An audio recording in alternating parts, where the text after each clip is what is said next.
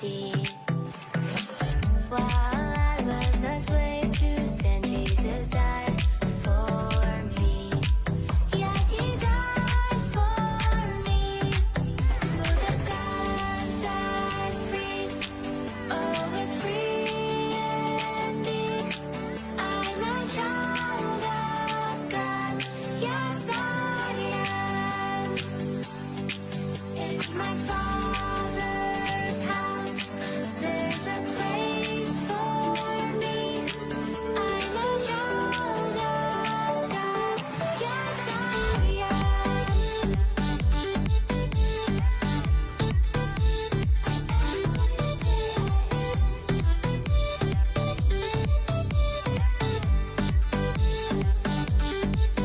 I am chosen, not forsaken.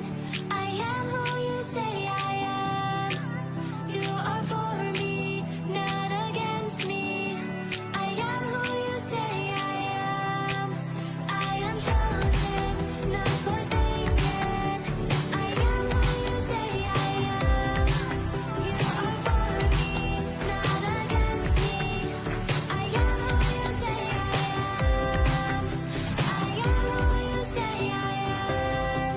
Who the Son sets free, oh, it's free indeed.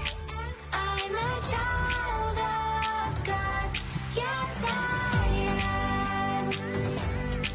In my Father's house, there's a place for me. I'm a child of God. Yes, I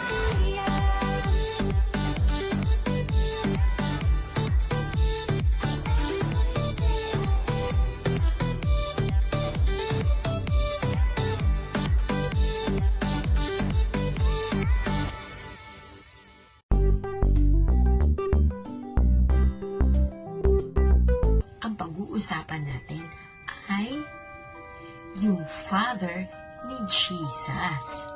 Sino kaya yun? Kilala niyo ba? Tama kayo. Siya si Joseph. Si Joseph nga ay ang father ni Jesus dito sa earth.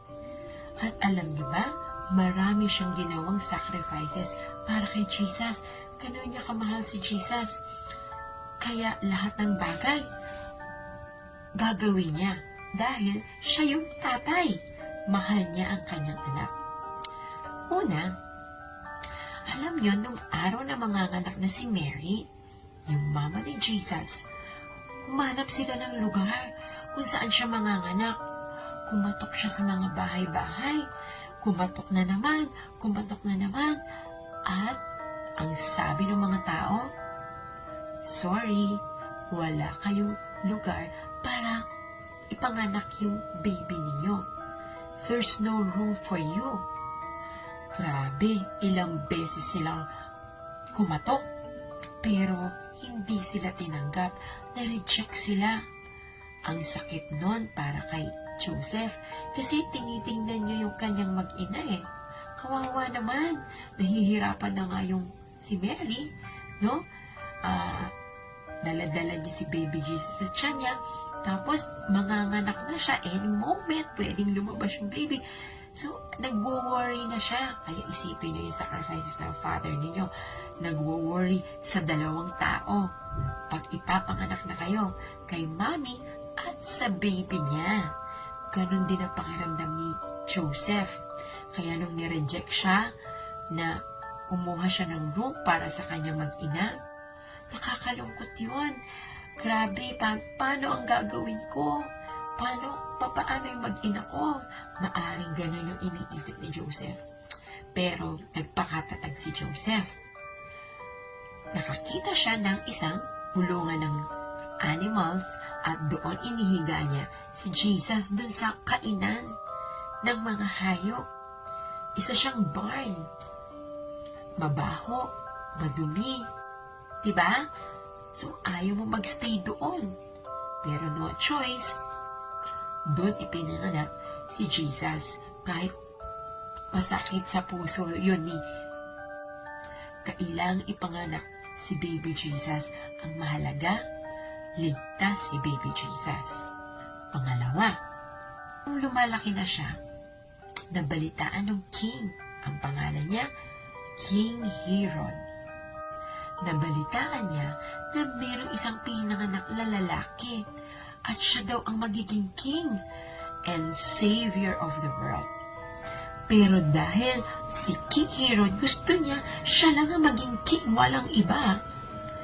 Ang ginawa niya, nag-utos siya sa mga tauhan niya.